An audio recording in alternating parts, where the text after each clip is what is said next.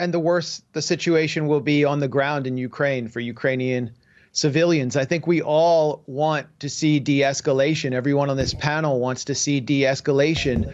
But when EU, NATO, US countries are calling for shipping in millions of dollars of Stinger missiles and aircraft and Javelin missiles from Poland, that is not de-escalation.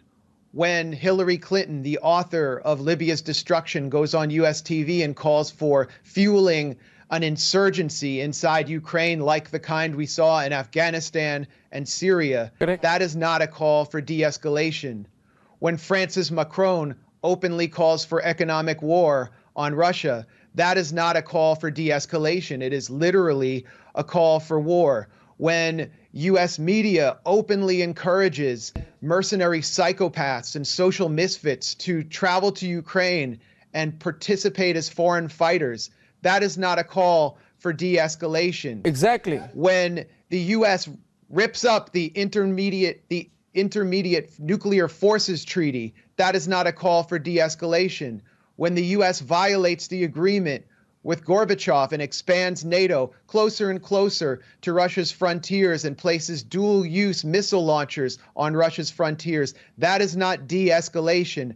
When the US sends billions and billions of dollars of weapons into Ukraine and 1,000 US military trainers into Ukraine at Russia's doorstep to fuel a war in eastern Ukraine that has seen 14,000 people killed, mostly on the pro-Russian side in Donbass, that is not de-escalation. It is a war that has been going on since 2014. And I don't know why so many Western analysts have trouble with context and analysis, because this is the context that people in the West need to understand to avoid further escalation and end this war. Can we imagine in America if Russia and China placed missile launchers on the US-Mexico border on the Mexican side, along with Russian military trainers and proxy forces, and called for an insurgency inside the US? It would be unimaginable, and the US military would never tolerate it. So that's the wider context for understanding